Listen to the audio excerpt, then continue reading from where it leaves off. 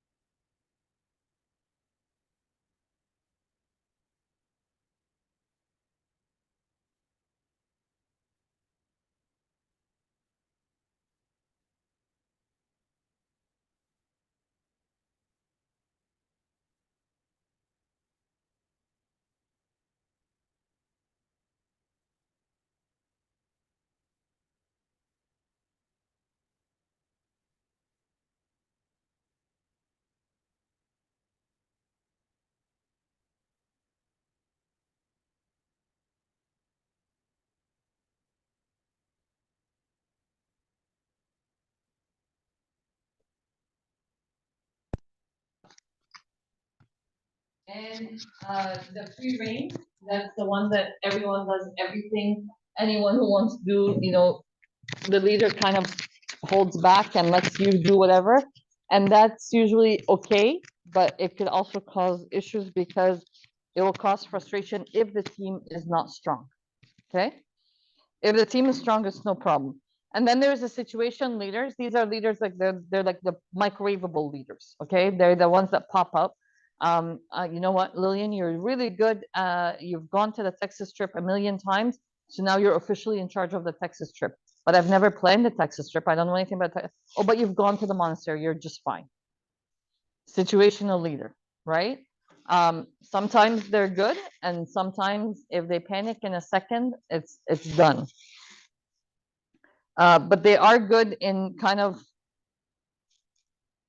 like limited leadership kind of thing. Like, okay, I need you for this task. Let's do it. You can do it. I believe in you.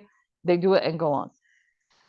And then I had the discussion questions that I left open for you. So we're not going to go through this. Okay.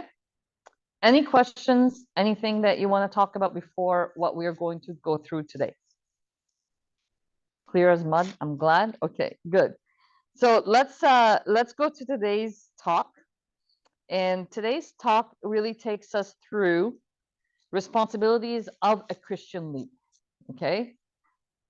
Before we start, what do you think a responsibility of you as a Christian leader, as a youth servant, as someone who's going to be dealing with I will say the most fragile age group, okay, where they know right from wrong, but they're choosing the wrong so that they could fit in.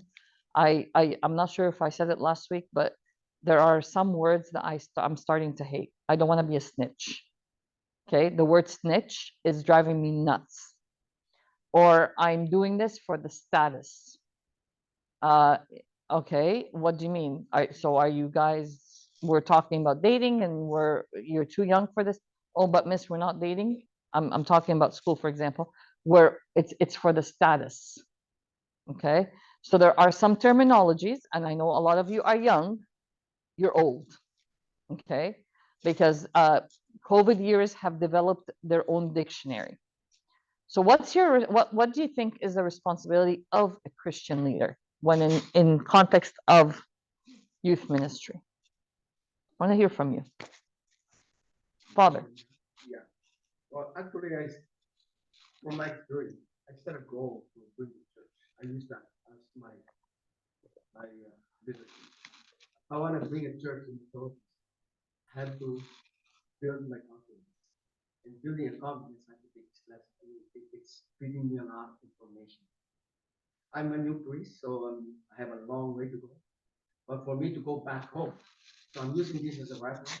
For me to go back home, I need to build confidence in order for me to speak to the congregation as well. So when there's a question arises, I should be able to discuss in a nice way, rather than having a conflict between those who really did not know about Christians, which they claim themselves they're Christians. There are a lot of them out there. Okay. So building that confidence, being able to answer questions, and I'm gonna take this, Father. I was just doing the talk, the Hook book took. If you've gone to Prep to Serve, and I've taught you, I still do it. And I said to the kids in there today, because it was funny. I walked in and I was ready to start the lesson, and I could hear them talking about all the church hymns, and that there's one girl that knows all the church hymns, and they were talking about competition, and I could just sense the orthodoxy that's like flowing through the blood, but we don't understand it. And so I said to them, halfway through my lesson, I said, when you're talking to kids and questions arise that you don't know the answer for, it's okay to say, I will, you know what? Let me look into this and come back and answer you. Don't bluff. Don't make up don't make up an answer, because in the process you could actually be giving the wrong teachings of the church. And don't underestimate the intelligence of kids today. Okay, I actually gave an example of my 7-year-old nephew. Let me ask you this, because when I asked them, I got fun answers. When you were kids, when you were 7-year-old, what was the biggest and weirdest thing you wanted to be when you grew up? Forensic doctor. You're a pharmacist, not far off. Okay. Astronaut. Yes, I always got that, and I got that from there. Joba, anything? I wanted to be a surgeon. A surgeon. Alhamdulillah, God protected us from that. Yeah, I asked my 7-year-old nephew last week. I said, "What do you want to be when you grow up?" He said, with 100% confidence, a YouTuber. And I said, "Why a YouTuber?" I'm like, okay, he probably doesn't know what he's talking about. He's like, because YouTubers, they get things, they get gadgets, and they play with them, and they try them out, and they tell people about them, and then they get money. And I'm like, at 7, he knows that. I would never want to be his Sunday school servant, and I would never be on the receiving end of his questions. Because if at 7-year-old, he knows what he wants, and it's a YouTuber, you know what? I don't know what he's going to be when he grows up, but I could tell you it's going to be something different. So when you're answering questions, and kids today have a lot of questions, have that confidence, like Abuna is saying, to actually say, okay, you know what? Maybe I need to look into this further rather than bluffing. It is our responsibility to bring the right information and the right faith and the right everything to the kids that we are serving. That's one big responsibility. What other responsibilities that you would have as a Christian leader? Harry. Yes, practice what you preach. Kids read right through you. They know if you are bluffing. They know if you are giving them a lesson that's so you could prepare the lesson perfect. Okay? Without a flaw.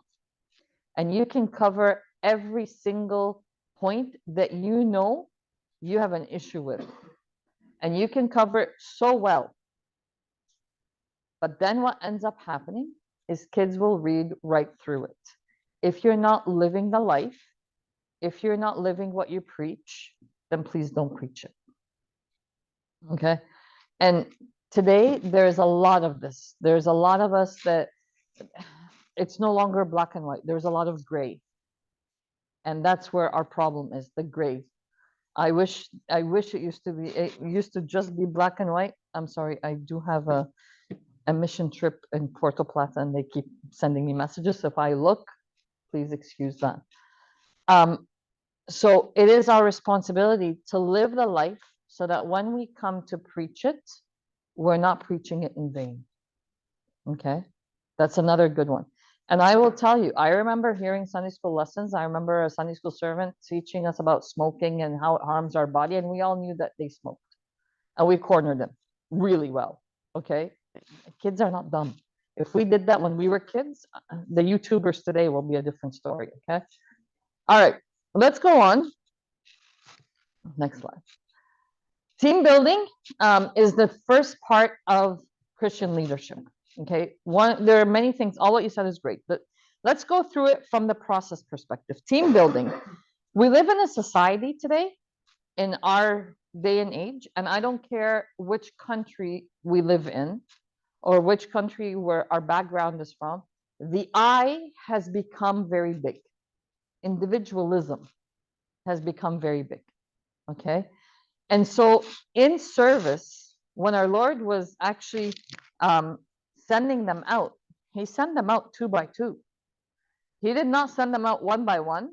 I mean, I don't think Peter had an issue telling people off or telling them what they needed to hear. Peter denied him 3 times, yes, but stood up on one day and converted 3,000. The whole life of our Lord Jesus on earth, he did not convert that many. He didn't have that many followers as Peter brought to the faith in one day. But when Jesus sent him out, he sent him out 2 by 2. So in our culture, we really esteem individualism, and in service, we esteem team. Okay, it is not about me; it's about us. It's about the team spirit. Kids, I will tell you, it's been many years, but the Sunday school servants that impacted me the most in my teenage years were the ones that actually served together, even when I knew they were very different people. They were very different personalities. Okay. They taught us without teaching us by example. Okay. Now, conflicts will come out. We will agree to disagree. Team building does not mean team agreeing. Peter and Paul were the reason that the church had the council in Jerusalem held. St. Mark came to Egypt because St. Peter said, I don't want this kid with us anymore, and kicked him out of his mission. Okay. So conflict will arise in the team, but it's how we deal with it. Let's go to the next slide, please. There are going to be conflicts over facts of situations. These will rise when you are on trips. Okay. When you are in an activity, kids will do something, and you will have the one servant that will want to put up a pole outside the church and will want to put them on that pole and light a fire and burn them at the stake. And you'll have the servant of you, no, no, no, no, haram, poor kid, no, no, no, no, no, no. Okay. So the facts of a situation, people have a conflict over. I dealt with something a couple of weeks ago at school, and I'm going to share it with you. We had an incident with a group of grade 12s. It was a clear bullying incident, but they were very smart. Okay, they were. I will give it to them that they were smart in a way. Okay, they actually waited for a young lady to come into class, and the student has issues, so she hasn't been coming to school regularly.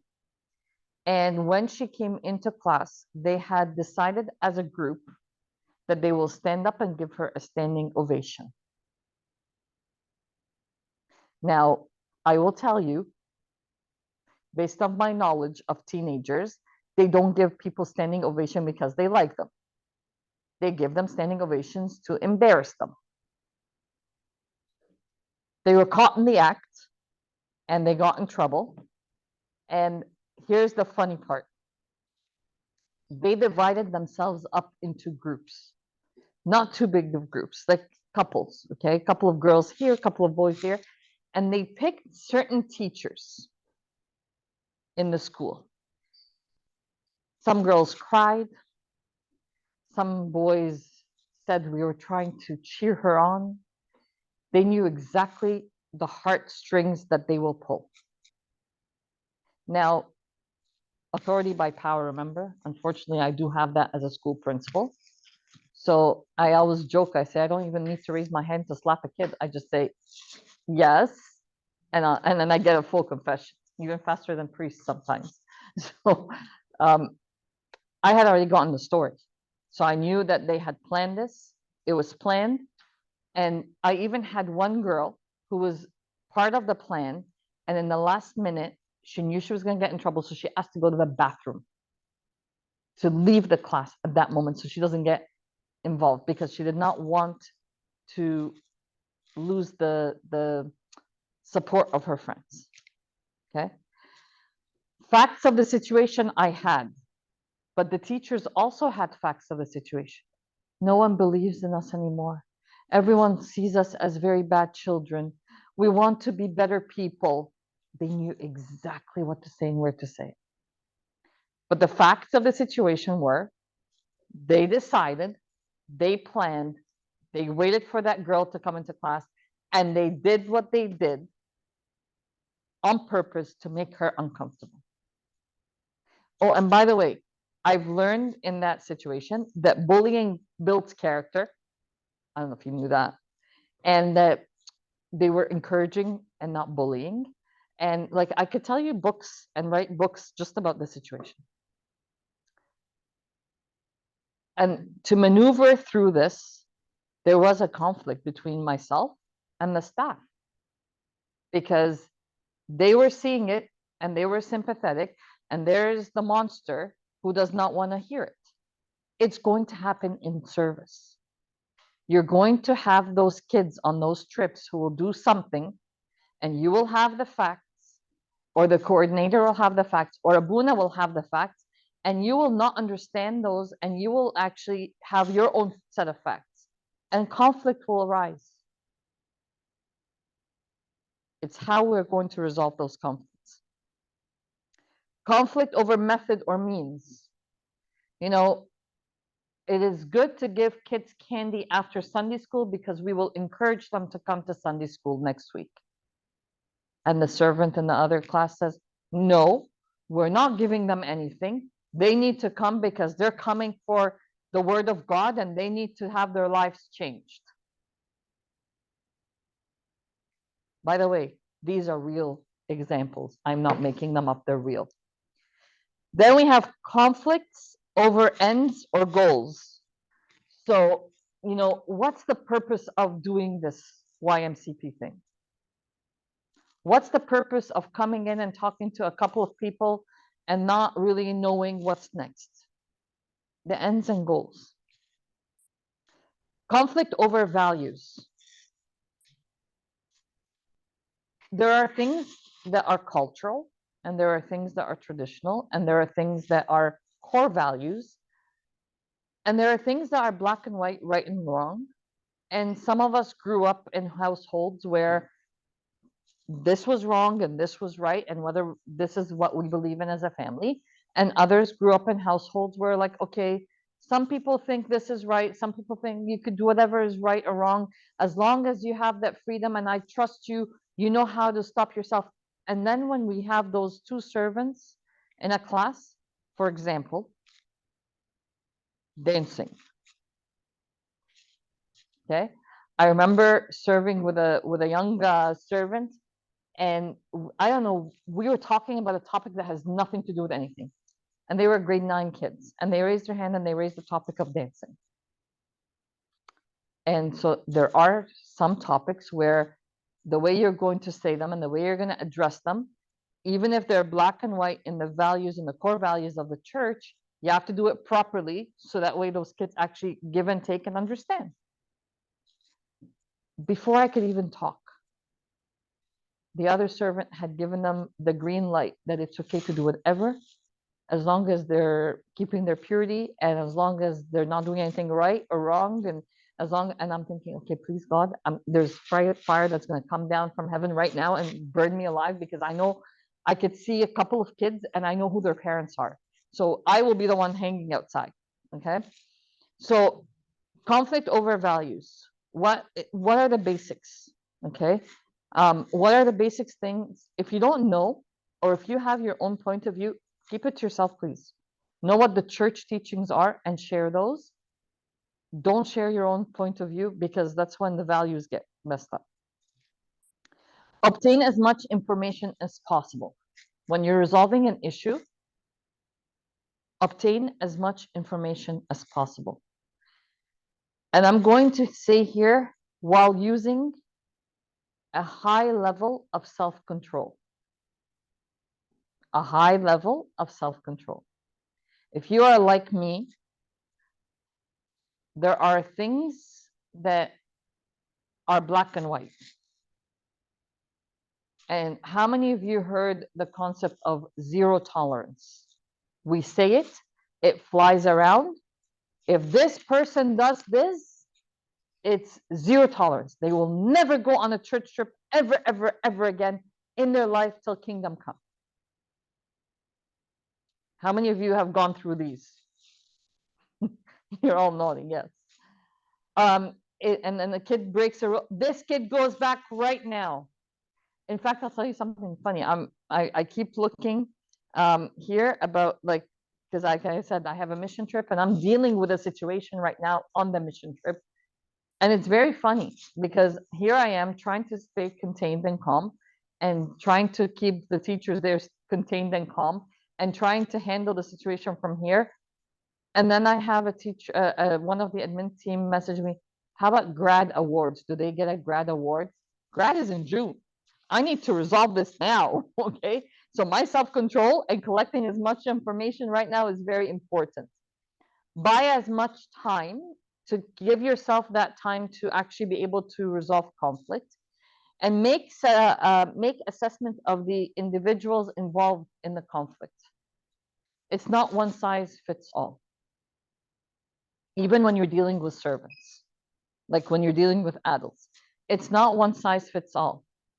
It is not going to be, you know what, if I'm dealing with Perry, I'm going to deal with her exactly the same way I'm going to deal with Lillian. They're two different people. And then Kiro as well, you know what, too bad. You're going to get the same treatment. There are so many factors for me when I'm in Christian leadership that I have to consider. And I need to learn, as well as the person who is in this conflict, they also need to learn. Because if we come out of this issue without actually learning, then we're not resolving it in accordance to our Christian responsibility and leadership. Okay. Next one is delegation. And I spoke a little bit about this last week. What do you think about delegation? How easy or how hard is delegation? Come on. Why, Perry? Because you're me. Because I taught you. Mm-hmm. I've raised this kid, so yes, I know. Come on. What else? Delegation.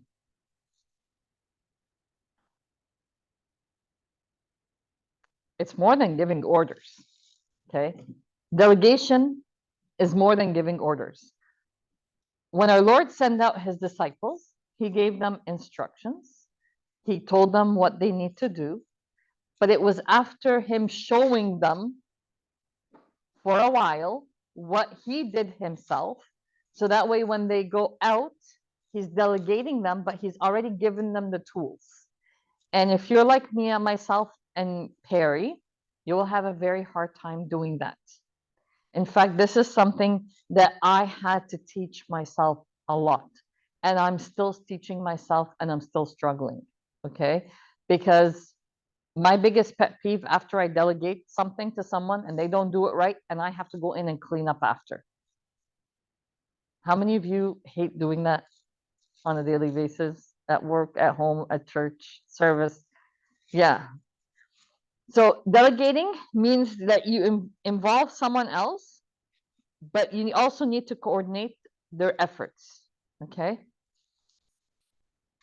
There's going to be someone on your team who's really good with schedules. So when you're going on a trip, they'll be the perfect person to create a schedule for that trip. While there's another person on that team that you could delegate to book all the attractions you're going to do on that trip. And there's a third person, a fourth person who are responsible for the spiritual part of the trip.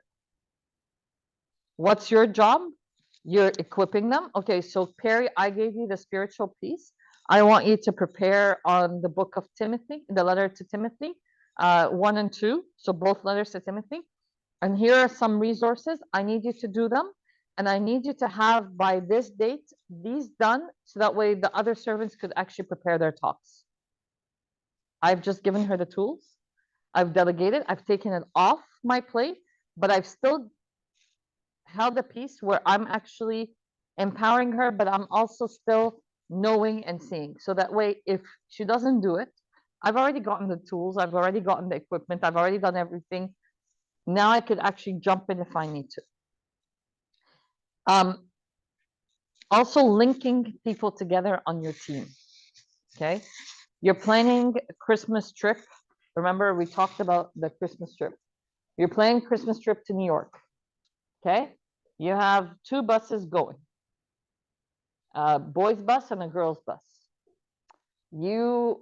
Perry's responsible for the spiritual. Kiro's responsible for all the bookings and the fun stuff.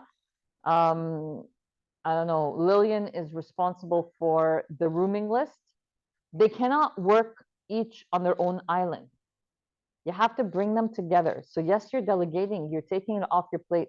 But Kiro, when you're doing the activities, because Lillian is in charge of the rooming list, she was also in charge of booking the hotel. You need to speak to her to make sure that you know where the hotel is in comparison to the places that you're booking. We're delegating, but we're playing it together as a team. Capacity building. Leadership is transforming relationships in which the leader invests in the growth and development of their followers. A good leader is the one who makes more leaders. A good leader who is just a leader by themselves is no good. In fact, if I take you a little bit, you probably, this is Egyptian politics, and I do apologize, but I am a big fan of the president of Egypt. I think, first of all, this man saved the country from what could have been, and he has revamped the country, he rebuilt it. There's so much good he's done. So much good he's done, except for one thing. He is yet to train somebody or some people so that when this term, which should be his last, finishes, someone else could pick up and move forward. Until now, he's extended his term twice. And I will tell you, based on what I've seen by going back and being involved in different things there, no one else could do the job at the moment, but he needs to start building that capacity. Okay. So in service, it's the same thing. A good leader is one that invests in the team, so that way that team becomes also leaders. One of my favorite times of serving high school was when the last group I served, because out of the 9 servants that were with me and I was their coordinator, 8 of them were my Sunday school kids. So 8 out of the 9 were my Sunday school kids. And then when I came to serve and I became a coordinator, 8 out of the 9 of them were serving, and we were serving together, building that capacity. Empowering people. Remember what I said last week? Even youth. We sometimes, not sometimes, all the time, we underestimate the capacity of the young people we have today. Although St. Paul was very clear when he spoke to Timothy, let no one despise your youth, but set an example. So many times as we serve youth, we always say they're just kids. But those kids are not really kids. Those kids outside the church, they do student council, they play on sports teams, they do Model UN, they go to HOSA, they go to DECA, they're involved in everything. But they come to church and they're like a sitting duck. They don't do anything because they're just kids. So when you are working with the youth, empower them. Find ways to believe in their talents and to make those talents grow and become something that is really unique. Let's go to team ministry. I'm going to go skip the next slide and then the one after it. Perfect. Team ministry is a group of disciples bound together under the lordship of Christ who are committed to a shared goal of meeting the particular need in the name of Christ. Abuna, you said it perfect. Your goal is to what? Bring a church. Okay? That's it. You're bringing them to the faith. You're bringing them to God. You are together. Abuna, could you do it on your own? No. Yeah, you need his help. And we need the help of others, right? Because when you're going to build a church, are you going to need donations? No donations? Well, I gotta start on my own because people over there, they don't have anything. So you might need some people from here to sponsor the service there. Okay. And you're going to need, when you get there, you're going to need people who know the neighborhoods, who know the congregation, who could actually help you. You're gonna need people to divide your, outreach program and how you're gonna go out about this. So it's a team, and the purpose of this team is to bring people to Christ. When you're in youth ministry, there's the abunas who are in charge of the youth ministry. There are the coordinators. There are the servants who teach class. There are the servants who do the outreach. There are the servants who do the activities. It's a team. What's the purpose of this team? I don't care if it's the servant who's actually supervising the basketball game as they break down the gym downstairs, or the servant giving the lesson. Both of you are working together to bring those kids to Christ. That's bottom line. Okay. Let's go on. It will need togetherness. Servant leaders serve best when they serve with others. Remember, our problem as a society, whether here in North America or anywhere in the world now, is the I, the individualism. But it doesn't work this way. Could our Lord Jesus himself have not done the ministry he's done without 12 illiterate fishermen and uneducated and unwanted, like even the ones who were educated were tax collectors. They're the outcasts of society. Could he have walked around the streets and preached and healed and did without them? Yes, but he didn't. He didn't. And what did he do? He actually empowered. He brought Matthew, who was a tax collector, and no one liked him. No one cared for him. And he changed him around to be one of his disciples who carried the gospel and went everywhere. Thomas, who doubted, who brought the faith to India. Peter, the loud, obnoxious guy. Denial, okay? Like he was loud, obnoxious, cocky, and it was like the I in Peter is so big. Like Jesus told him, you will deny me 3 times. No, I won't. You will deny me 3 times. The man is telling you what you're going to do. He does it the first time. Okay, it should click. No. Second time. No. Third time. Oh, yeah, he said it. So, but Jesus used that togetherness. Team ministry occurs when there is a sense of unity.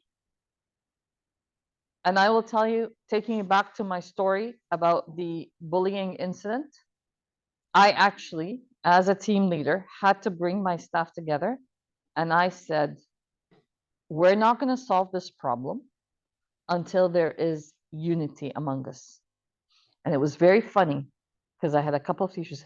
There is unity. I said, really? Is that why you were going in the suspension room that I had them locked up in and tapping on the shoulder and telling them it's okay, everything's going to be okay? They couldn't talk. So that unity has to come in everything. Okay? Even if we agree to disagree, it doesn't mean that we break off and we mess things up. We need to be together. We need to have that together. We need to have the support. Each person belongs to each person and is respected, and that's very important. Okay? Sometimes the I becomes so big that I don't care what Lillian can do because no one's doing it as good as I am. And no one can, which is not true. Team members, they need a deep sense that they share a common and important reason of being together. And what's that common and important reason? What's your job? Your main job in youth ministry is to do what? Bring people, yeah, bring apostles. Exactly. And bring the kids to the faith, bring the kids to that main goal, and that's the eternal life. Empowerment. Team members are not empowered. The leader does all the work. We are messed up. Okay? Perry and I would actually be sinking. Empowering your team members is very important. Empowering your kids is very important. Empowering is about giving them the authority and the resources, and we spoke about that earlier, to do what they need to do. I can't go up to Lillian just because she goes to the Texas trip and say, you're in charge of the Texas trip. I have nothing to do with it. Go find tickets, go find the bus, go find the monastery number and call and book. Go do, I have nothing to do with it. You're now in charge. What, am I empowering her or am I crippling her?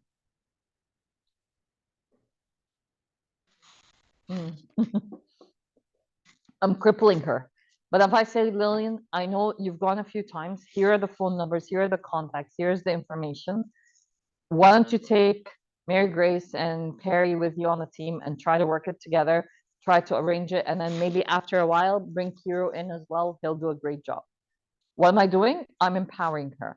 I'm giving her the resources. And so if Lillian fails at that point, then we need to rethink the situation.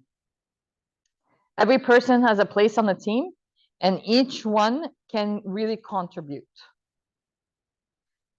It's funny how sometimes God teaches us that in a weird way.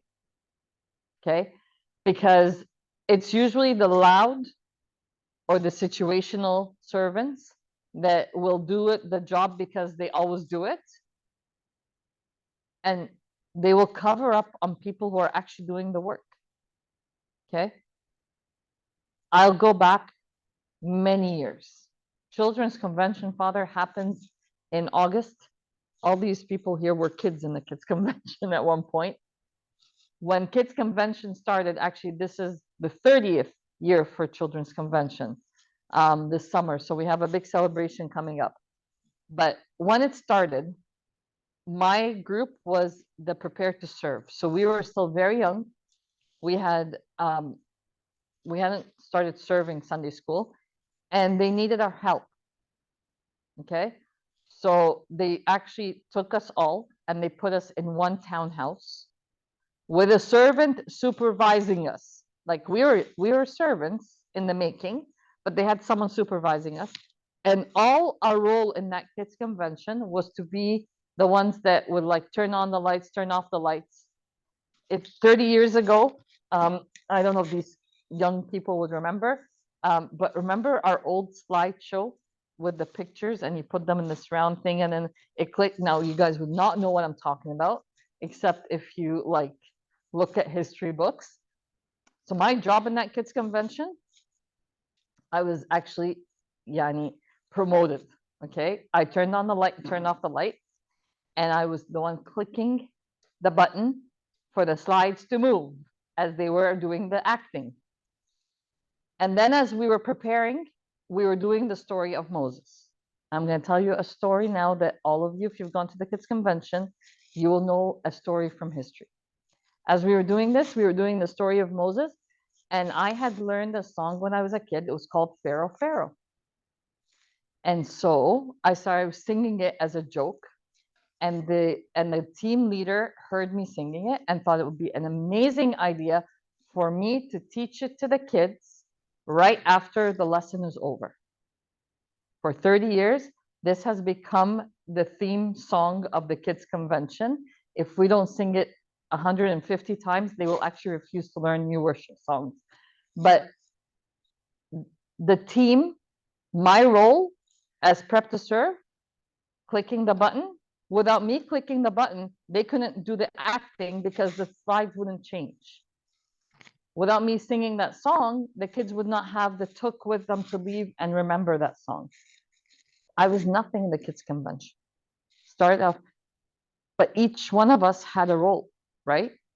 Even if it's a small role, everyone matters. Let's go to the next slide.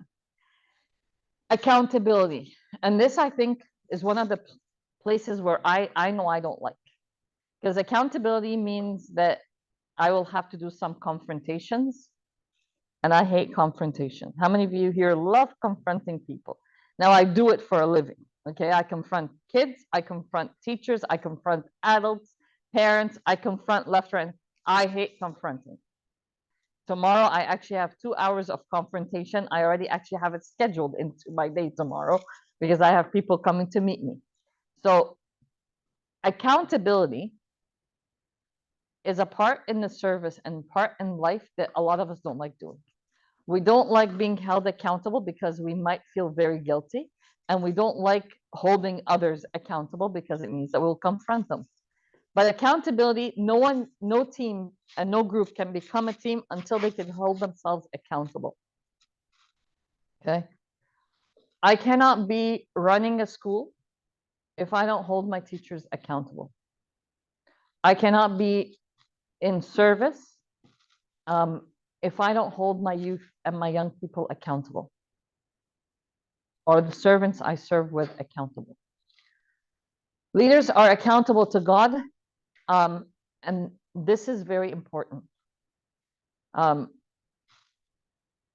back to my political example, I was actually watching this yesterday, so that's why I'm bringing this up.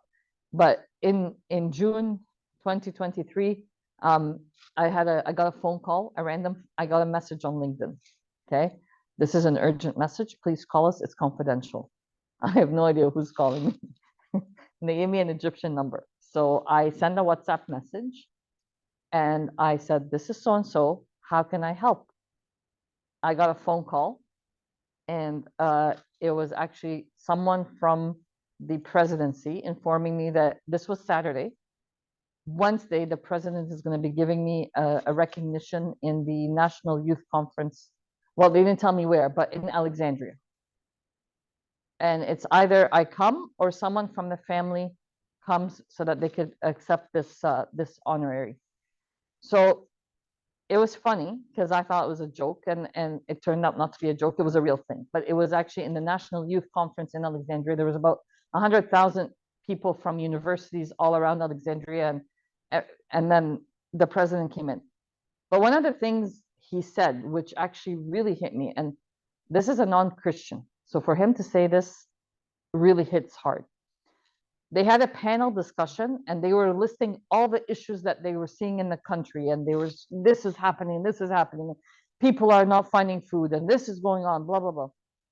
And he stopped them, he's making notes, and he stopped them and he said, and he answered everything because he was being held accountable to all these people. But as a leader, he said something. He looked at them and he said, and by the way, after answering all these questions, he says, I don't need to be accountable to you because I am now, as a leader, held accountable to God. And only in front of him will I offer my accounting, like my accountability and so on. As a non-Christian, for him to say that, it was like, whoa, that's a, How about me as a Christian? You know, so team accountability can happen together. You know what? You could team up with someone and say, okay, if you see me slacking off and not preparing my lesson, please tell me something. If you see me falling behind on my outreach, let's go out together. Okay. Holding each other accountable is very important. You're following our Lord Jesus rather than the position. A problem that we all have. I had it. Everyone in this room will have it. When you start serving you, you're so excited. And a part of you, you're excited because you are serving. But let's be realistic. You're also excited because now you have, in the words of my wise teenagers that I deal with daily, a status. You're now a servant in the church. But what's the word again? A servant. Huh? You are a servant. A servant is not a status, my friends. So servant leaders actually follow our Lord Jesus rather than seek a position. It is not a position, okay? A servant is the one that washes the feet, is the one that serves others, is the one that comes last, not first. So some of you will start serving youth group, or some of you will get into, you know, different things in leadership. At the end of the day, we're all servants. That's a huge thing. Let's go to the next slide, please. Mentoring. Servant leaders are mentors to persons with them in the team ministry. Mentoring is how the work of Christ is passed on to the next generation. His Holiness Pope Shenouda. Like when I say that name in the Christian world, it's a huge name. But have you ever seen or heard Pope Shenouda speak about his mentors? Because I have. I actually saw him. We used to have a priest here. Some of you might remember him. His name was Father Makarios. Father Makarios was a professor in the Orthodox seminary. He actually taught Pope Shenouda when Pope Shenouda was a young man in the seminary. And I remember on days when Pope Shenouda used to visit here, and Father Makarios used to be in Ontario, and he would come to say hi to Pope Shenouda. Pope Shenouda would actually step down from the papal chair that we have up there and come down to greet the priest who was his mentor. Okay, so troublemaker, Isaiah. So seeing that picture in my mind, the Pope of the church stepping down because this man one day taught him and mentored him. Mentorship is a very important thing. Whenever Pope Shenouda also spoke about Father Mikhail Ibrahim, his eyes just got big. This is the man. Now, Father Mikhail Ibrahim was a priest in the area where Pope Shenouda grew up in, and he was his father of confession until Father passed away. And Father Mikhail was known to be a very humble man, not known at all in the church. But stories were like when he would go visit sick people, who would take his shoes off at the door, and then they asked him why. He would say, because I'm going to visit Jesus. He said, when I was sick, you visited me. So there were small things that this man had taught Pope Shenouda. Mentorship is part of your leadership. Leaders in team ministry guide their teams, and they're going to model the Christian lifestyle. Okay. You're going to make sure that your teams are following the actions weigh as heavy as their words. You cannot say something if you're not living it. You cannot teach something if you're not living it. So please don't bluff. Don't bluff. People will read right through it. All right. I'm going to give you guys a break, but before I give you a break, I'm ready to answer questions, because what's going to happen is after the break, I'm gonna break you down into two groups based on what we've spoken about last week and based on what we spoke about this week. You will each group will take a case study. You're gonna read it, and you are going to resolve the issue in that case study. So before we do that, I'm ready to give you a couple of minutes to answer questions, and then we will do the case studies. I'll give you a break though, because I'm nice today. Perry, you're too quiet. I'm not used to you this quiet. Julie, nothing? Waterloo impacted brain cells? Alhamdulillah. Kiro, nothing? Any questions, any comments? Okay, so it is 4:10, 4:11. I will give you till 4:25, a break, stretch, talk, socialize, and yes, sir. I will send you the, yeah, it's the case studies. I'll send them to you, and then they could just do a reflection on. Okay, so people online, I need you to do both case studies, and I need you to use the information from last week and this week to resolve the issue and come up with a resolution that would best help us with resolving these issues. So both the types of leadership and what makes a leader and so on, and today being a servant leader, the responsibility of a Christian leader. Taking both, and then we will I will shortly send it over so you guys could do it. Okay, so have your break, and I'll see you back in 15 minutes.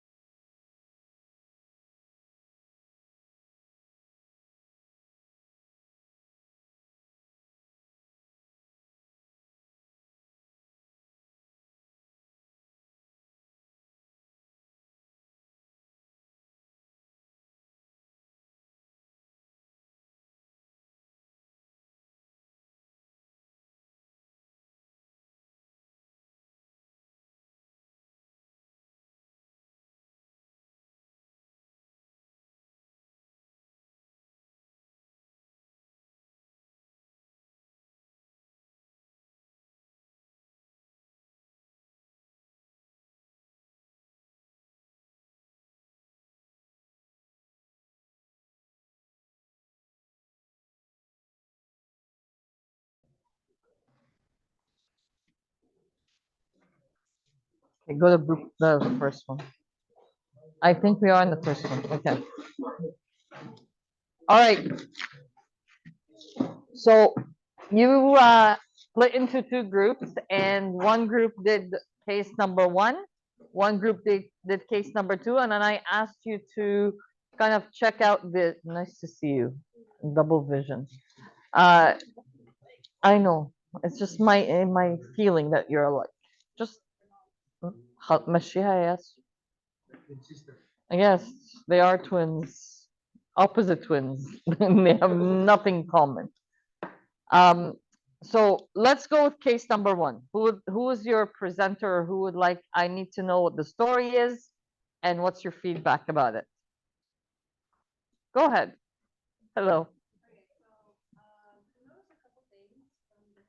Tell me the story first of all.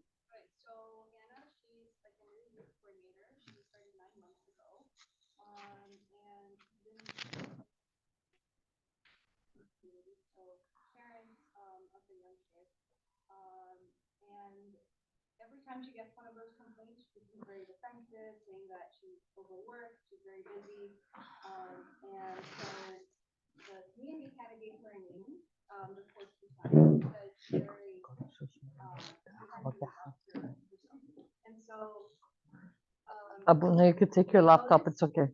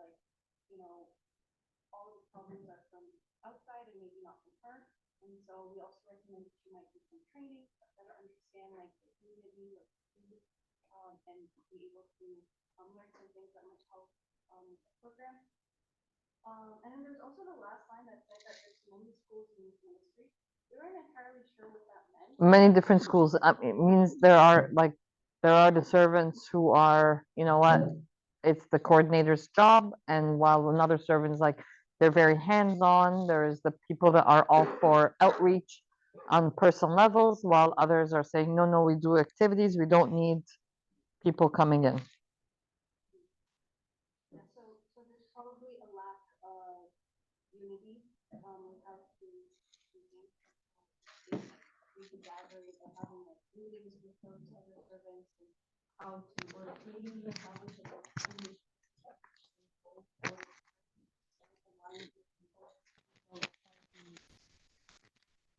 Good voice idea. Yeah, you might need to put it, they need to hear you. We have a couple people online. Okay. That was everything. Okay, so let's go to Hannah.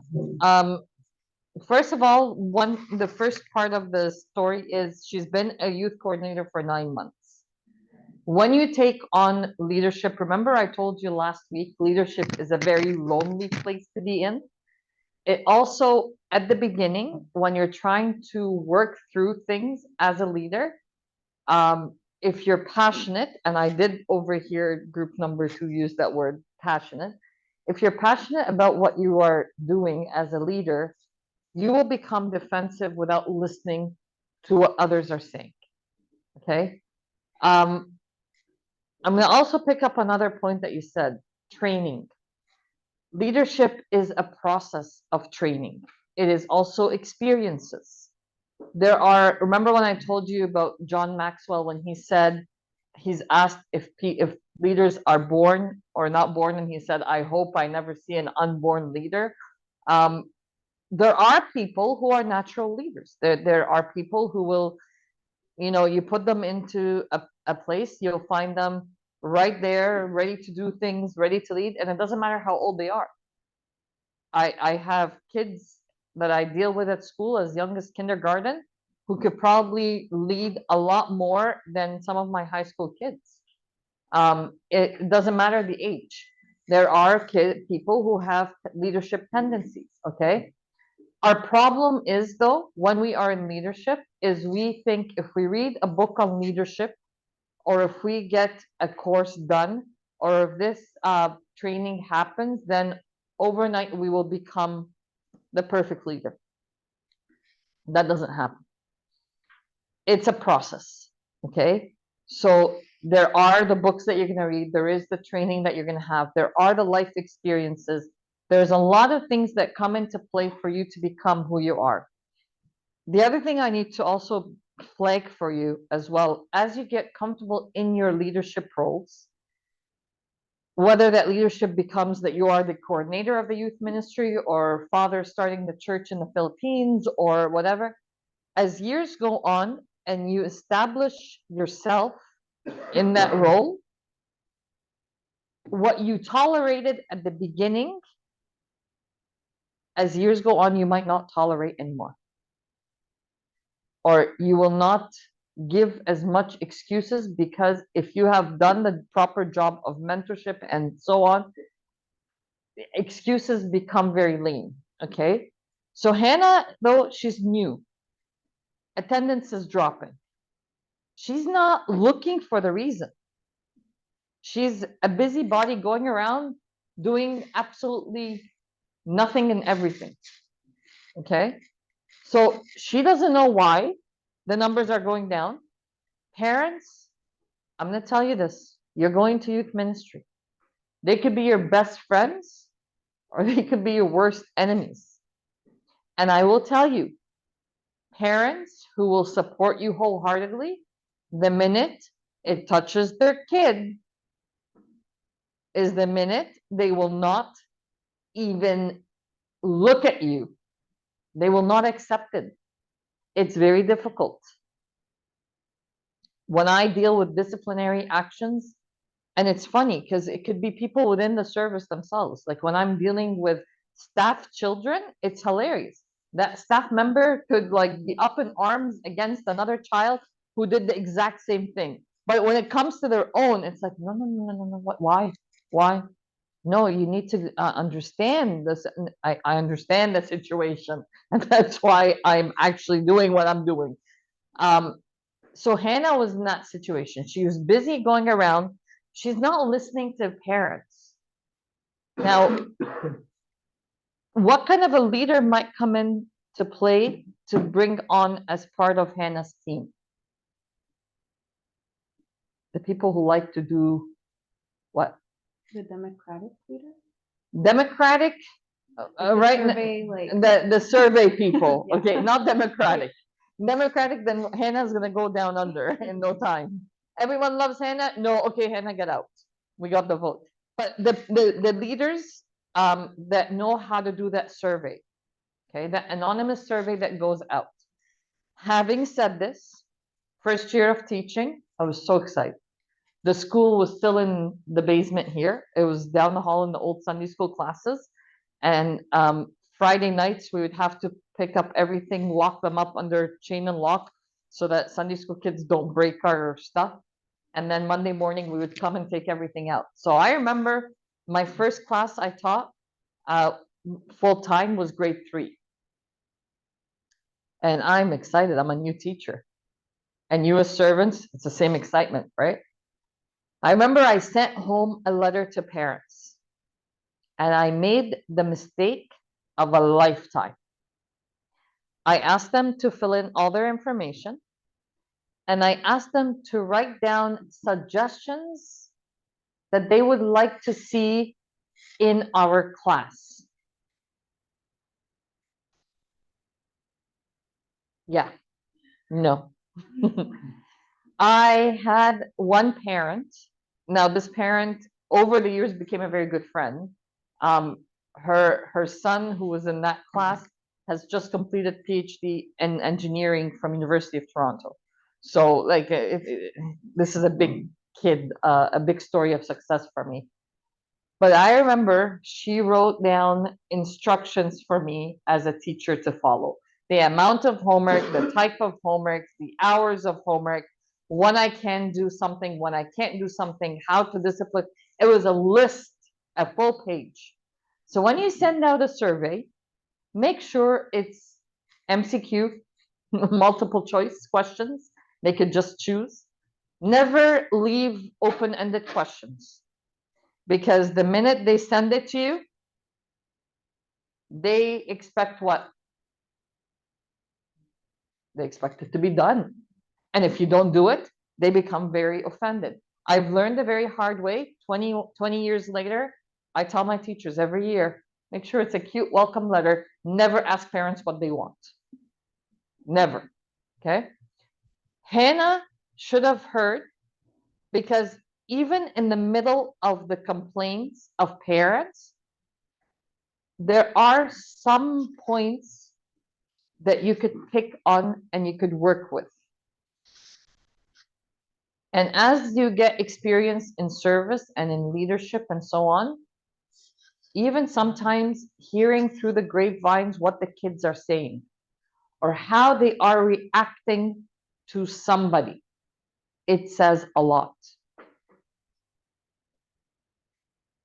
We had a supply teacher that would come in last year and was a phenomenal supply teacher. She's a former student who's this year, she's in her last year at school and she's applying to teachers college, and she wants to specialize in special education, spec ed. And like I'm telling you, phenomenal last year. This year, she was going through a rough patch. She was applying to teachers college, and as she was applying to teachers college, someone out of nowhere said to her, "Are you sure you want to throw your life away and become a teacher?" And it was at that same time that she was supply teaching. The same kids that loved her last year, and they were in grade 1 and 2, this year were in a very bad mood when she would be in their classes. As a principal, watching the interaction and seeing the kids getting kicked out of the class and the reaction, I could tell there's some, I know, because I know the background, I'm able to act. Hannah needed to listen. Hannah needed to listen. She didn't. But I also understand why she didn't. When you're new, you're very territorial. Be careful. You are what? Servants. I don't care if they give you the title general coordinator or give you the title pope. You're a servant. On Holy Thursday, my favorite image is of our pope with the towel wrapped, sitting on the floor, washing the feet. That's the Pope of the church. If our church teaches us that, if our faith teaches us that, who washed the disciples' feet? Our Lord. And Peter said, Lord, Give me a whole bath. Yes. Whole body. Exactly. Now, the other issue in Hannah is attendance is dropping by 50%. Is she trying to find out what the problem is? No. What is she doing? She's getting a hanger after a hanger after a hanger, hanging her excuses on it. And that's not going to work. She's setting herself up for failure.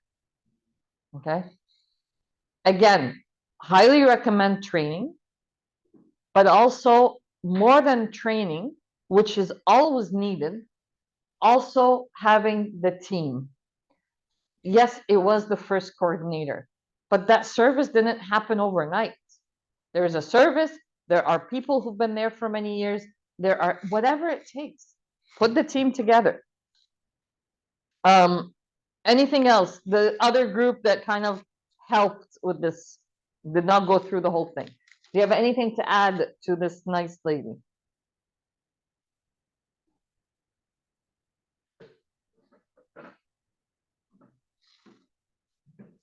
You guys had nothing to say, group 2, about what group 1 had? Helpers to offload the work that, because she obviously was a hard worker, so she was engaged, but she wasn't getting to the tasks that maybe were important. So having additional resources or additional bodies to help her get to some of these tasks, hopefully maybe deep dive into why that number she hasn't been able to do that task. Yeah, that's what we were thinking about, right? I don't know if you guys. Yeah. Yeah. Bringing more people on and people that know the kids and know the dynamics. And this is also about dynamics, right? Yes, I know the next one is dynamics, but if she continues like that, do you expect her to continue in this position? No. And I will tell you, we had this happen to us in our service.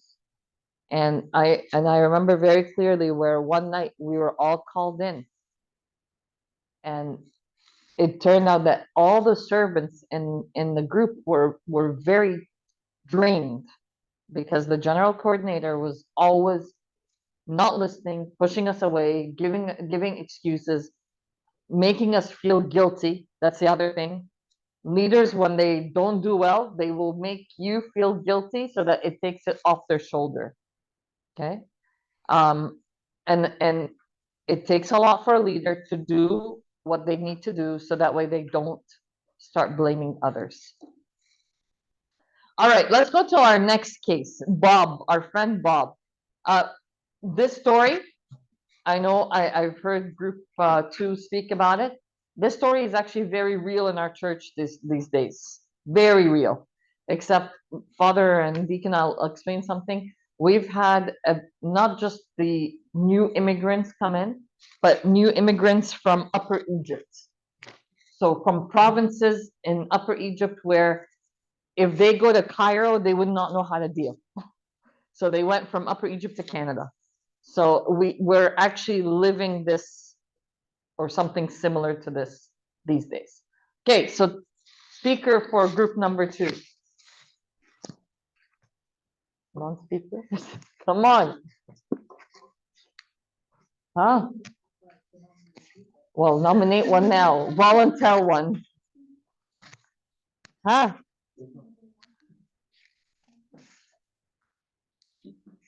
Huh? They can go ahead. They're all shy.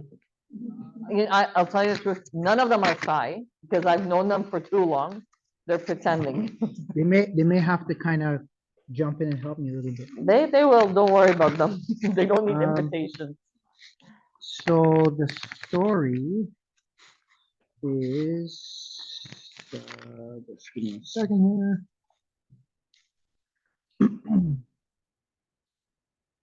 The story.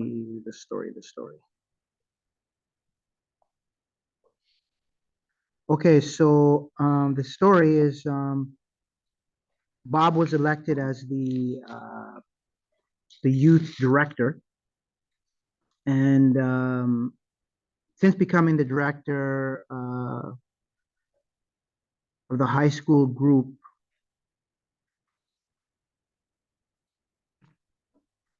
he desired like to be like a leader. He was very enthusiastic, and at some point,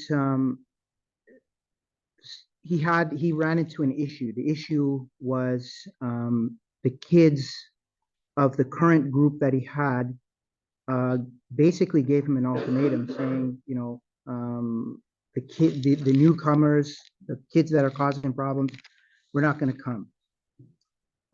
So what we sort of discussed was this dynamic between the newcomers and the kids that are there currently. So we don't know exactly all of the details of this particular situation, but some of the things we came up with was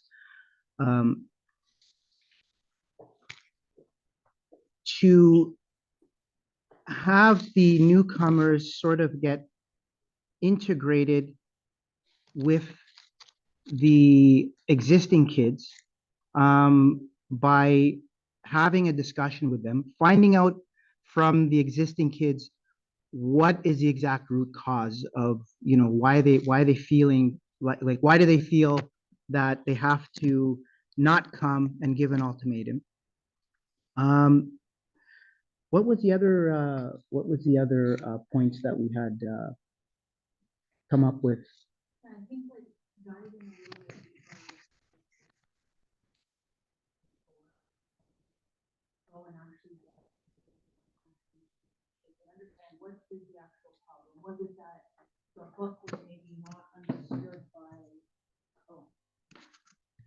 by some of the newcomers, and maybe as servants we need to adjust the way we are delivering the message, and that's why they tuned out and got. But I think the gist of it was to dive in a little bit deeper to understand the group dynamic that they were dealing with, because this issue is real and it's not going away, right? And I think originally we had said to just divide the classes so that they can be in their comfort zones, but we saw long-term issues with that approach. And so we thought a lot of more focus on understanding the root causes and maybe having opportunities of mingling so that they can understand and incorporate with the other kids. What else did we talk about? I'm trying to remember because we went to the other case. Did you want to top up or the others? But that was essentially like Okay. more diving in. I want to go to the first sentence here, or first part. It says that when Bob was elected student director of his youth group, it was one of the happiest days of his life. Isn't that the happiest day of your life on the first day of service?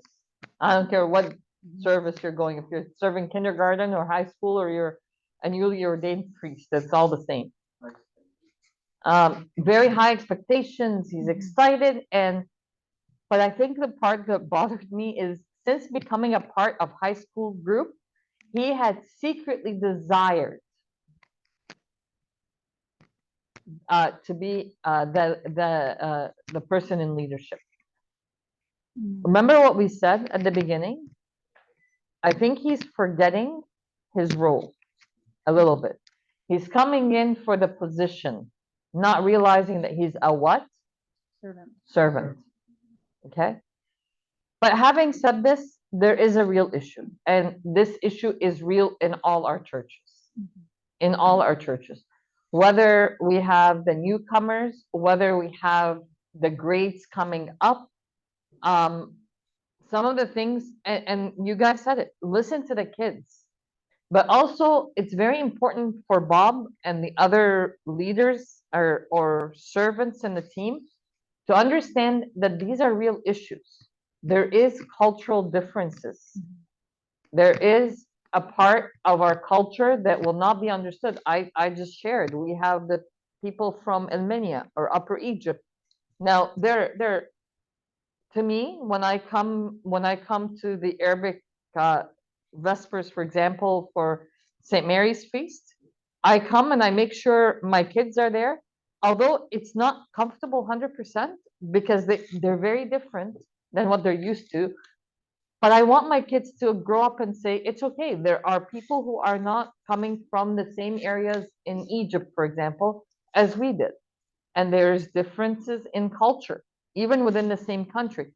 If you have someone come from Newfoundland to Ontario, there's a culture shock.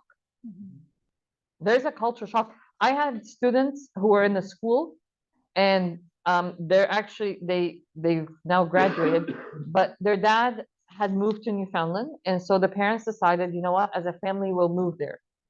1 week into the school year, the parents called us. They made arrangements so that the two of them could stay at their uncle and aunt's house here in Ontario because they could not survive in Newfoundland.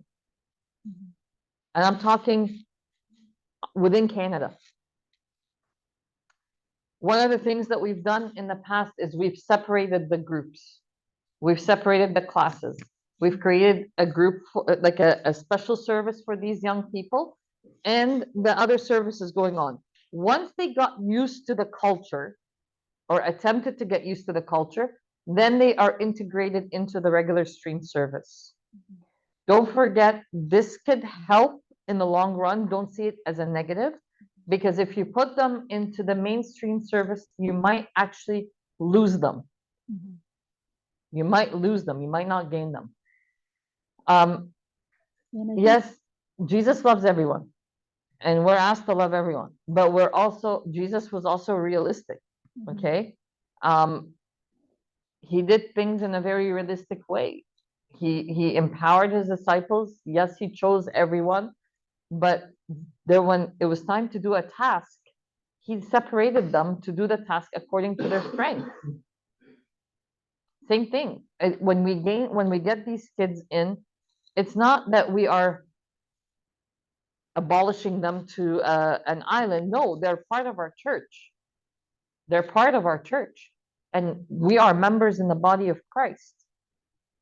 But at the same time, I think a part of the church role is to also help them integrate properly into the new culture they're coming in. We also talked about, and I forgot about this, but we talked about like having group talks where if we had divided the two classes, where we would have come together moments where we would talk about, how do we deal with this in real life? Because we also came up with the idea that this isn't just a Sunday school problem. Like they're going to meet different people in their work life and future. And so addressing that. I'll tell you something, Lillian, out of real life. So we every year have Maharagona Carosa, which is the summer competitions. It's split into spiritual, sports, drama, music, art, like it encompasses everything.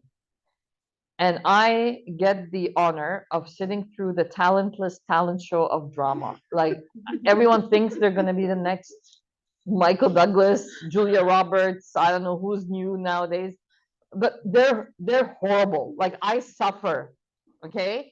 And I know some of you lead those plays. They're horrendous, okay? As much as I love you, I end up clapping, and there's always winners. We all are winners. But I'll tell you something that happened. So about 4 years ago, when we had the first group of those families come from Upper Egypt, they did a play, and their servants wrote the play for them in Arabic. And it was very cute because their Arabic, even the dialect, is very different than ours, the regular Arabic that we use. It was so cute. They were the only ones who did it in Arabic. And so they ended up winning. Anyways, no one was competing against them. They were so excited. The next year, the same group, they decided, after being in Canada for a year, that they will do a play in English. You know what? They did a phenomenal job. Not only are they doing it in a language that is very new to them, but they actually, I'm sorry, with all due respect to our kids who grew up here, they know how to act, okay? They watch Arabic television all day long, so they know how to act and impersonate the popular Egyptian actors. So it's nice to see this. This was an area of integration.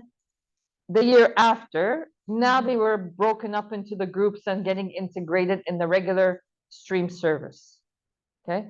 So there are times when you're going to need to make those decisions. We're not excommunicating them. We're not, putting them on an island. We're not doing that, exiling them. but we are actually helping them integrate. At the same time, we're not going to lose the kids that have grown up here and have been in this culture and this is their church. But it's important, like William said, to bring them together at certain points. And I, as a mom of 2 adult children, I make it a point that once in a while we attend the Arabic service because I want them to be exposed to the body of Christ that has different people. By the way, this problem is not just here in Canada. In fact, I remember speaking to Father Dawood and Father Boulis. There's a popular church in Cairo called St. Mark. They all drive us nuts when they come here. They're right here in the front.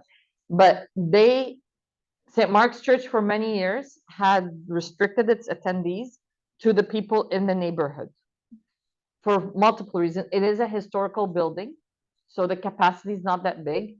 It is a certain level of people that live around the vicinity of the church. And then they started serving another area in Cairo. So the other area in Cairo felt really cool. They wanted to go into St. Mark's Church. So they started to attend. You can't mix the two. Yes, they're in the same city, but it's like, sorry, Mississauga and Bathurst. It's even in the same city. So it is not just a Canada issue, it's a worldwide issue. It's different countries, even within the same cities. It does not mean that you don't integrate, but maybe your role as a servant, as a leader, is to integrate properly. And this could be an area of conflict because there are going to be those people who say, how dare you not include those people? And then there are people who will serve them and they're like, they need their own service and they deserve to be here, 24/7 at church. But they don't understand the concepts of having them in church 24/7. Okay. It's been a blessing to be with all of you. I bored you to death, I know. But I always look forward to coming. I love this group. It's nice and big. We've had groups. Last year I had 3 people, but they graduated 6, so it's okay. It wasn't me. Any questions, any comments, anything before we go?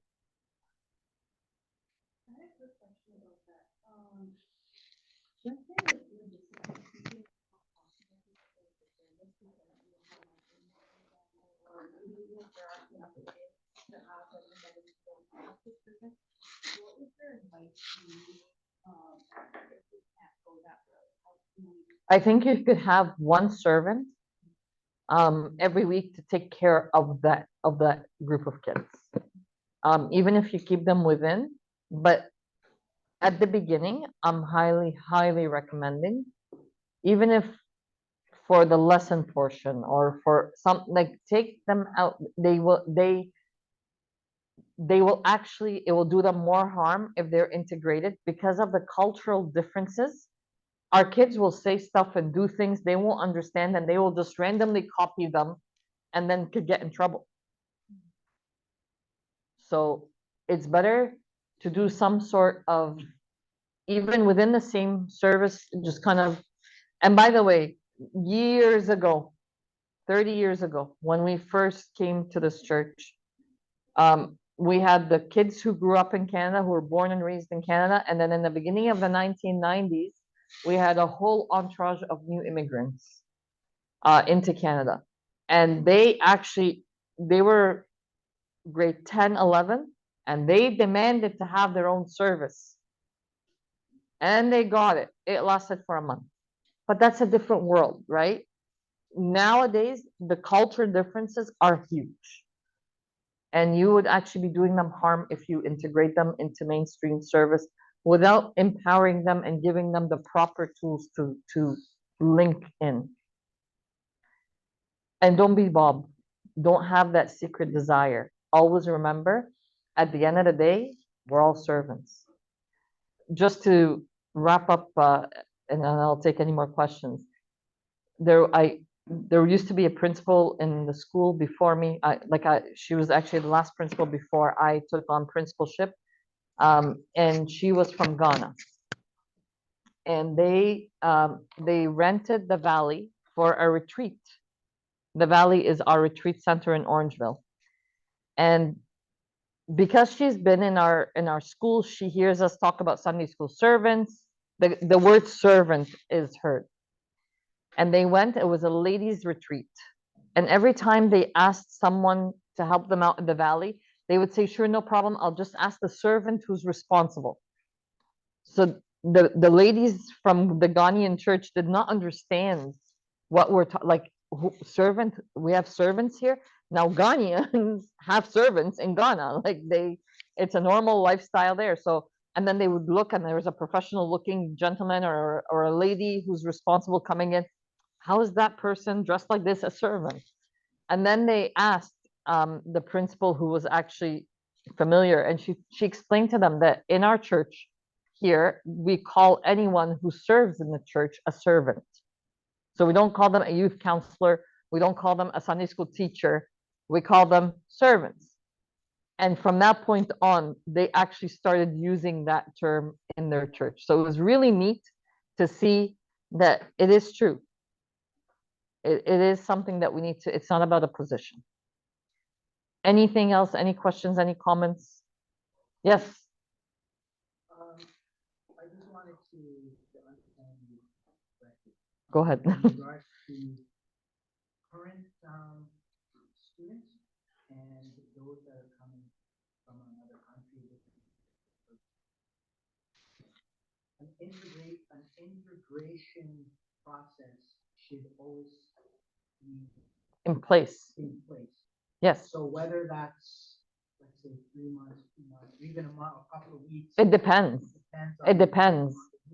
It depends on the group, and it depends on where they're coming from and what the cultural background, the cultural differences. I mean, the group I said about, the ones that were in 30 years ago when they started the Sunday school class for the newcomers, it was Father Pishoy's crew of friends. So these kids are coming from main cities in Egypt. They speak fluently English and French more than we did, and growing up here, they had no problem, but they just wanted their own cool group. So within a month or two, I mean, the service existed, but they integrated fine. Okay. And we all started becoming one big group. It depends on the group, and it depends on what's happening. The kids I'm talking about, and a lot of these young people know them, it's very difficult to integrate. Like I hate to say this, but if you try to integrate them in Cairo, Egypt, it will take time, because you're bringing them from the poor villages, the restricted everything, to the freedom of North America. It's a funny dynamic, but there always has to be integration.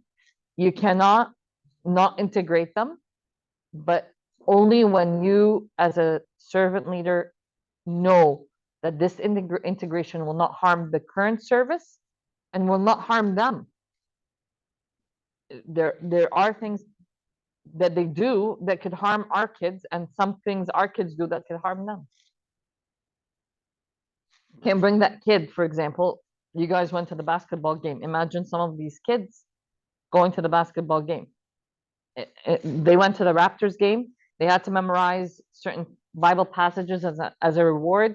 If they did, they would go to attend the Raptors game, and they would stand on the basketball court, sing "O Canada" with the players, and then come back up and sit in the stands. These kids don't know what basketball is, don't know what a basketball court is, don't know what players are. I could just imagine if some of these kids, it's like they wouldn't know what to do.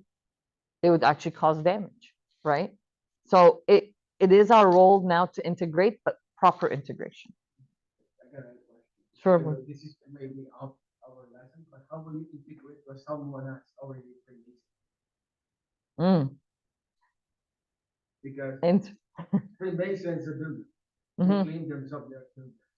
It's my brother. Now I'm gonna have a big problem over there. So how will you integrate to one that's already, Who's already there? yeah, Because we had an argument right from the beginning. You will have arguments. This is what we talked about, right, Abuna? This is what we talked about at the beginning. Um, He's my brother, older brother, so you have to listen. I have, not listen, but he has his way, but how will you integrate it? Okay. I'll take it to my world of education. Like I said, that story of those kids and the bullying incident and so on. Some of my biggest supporters that I consider my close team were the ones that collided with me. And I had to have a heart to heart. I actually had an hour phone call and I said, you know what? This is where you messed up. This is where I'm not okay with. We're going to agree to disagree, but we're going to respect each other's view. This is where accountability comes in. This is where today I'm dealing with another issue, same group of kids, same teachers. So in my meeting at 11:30 this morning, yes, on a Sunday morning, I had a Zoom meeting. I bluntly said, if some of you would not have done what happened a couple of weeks ago and there was real unity, I would have not been dealing with this today because one of my decisions could have saved us an issue that we're having today. So I, as a leader, as someone who's doing this, I have to hold people accountable and I have to be held accountable myself. So you will have to do the heart to heart, Abuna. And it's hard. It's hard. It's hard also to take your emotions and feelings aside and put on what is right and what is wrong. So I hope that answers. That's the integration piece. Yeah. This is where we have it myself when it comes to what I do and what we do. Mhm. And there's always going to be, and remember the factors, remember when we talked at the beginning of the lecture today, the factors, taking our time, understanding. I can't, it's not one size fits all. It isn't. If it was, life would be so much easier. I'm telling you, it's not one size fits all. And listen to what his point of view is, because there might be, even if it's a small piece of truth in there, take it. And if he's there, he probably knows more than your reverence here, right? Sometimes when we are withdrawn from the picture and our dreams are big, because that's my problem, and I get frustrated. Abuna, I started a project about beginning of COVID, and I'm trying to make it happen. And it's happening. It's just, I want to fly with it, but that project is going with a turtle because there's a lot of stakeholders and government stuff, and both from here and international. And I have to teach myself not to get discouraged and not to also jump at every glimpse of hope as if it's the solution I'm waiting for. So, The word discovery is just a really good one because he were discovered the way back 22 years ago, so you never told me that. You know what? I withdraw from him, mhm. and then now just plugging it out. Here I am with personal garment. Yeah. His personal garment. And I put it the other day. I put my flyers for teaching. Now he put a comment. Boom, boom, boom, boom, one after the other. Mm. I said to Brian, is gonna help me out now because this is my previous brother. I have to tell you this story. Mhm. How will I tackle now? Right? Yeah. Because in my comment, one of the priests was my friend, Ethiopian priest. I said, Father Selassie, please pray for me and pray for my family to open their knowledge, the mystery of the kingdom. He went punching all kinds of mystery number one, mystery number two, Mhm. 4, 5, so forth. He has the most. Okay, what am I gonna do? I haven't had any comment. I know this is gonna be a problem. I was telling a group of teachers yesterday, I said, when we are doing something right, that's when the roaring lion is out. But we have the Lion of Judah on our side. So there, it's hard, Abuna, and that's why I keep saying this to all of you. Leadership is a lonely place. Don't expect to get into that service and don't expect to lead a group of young people or adults or whatever, and all the, all the dreams of leadership come true. It is a very lonely place. I like that line. Okay, Thank you. thank you. You're grounded. We have to be. All right. It was great having all of you, and this book is for you to do on your own. You're welcome. This is for you to do on your own. You're all big people that know how to read and write. You'll find some of the things that we spoke about and some other things on your own.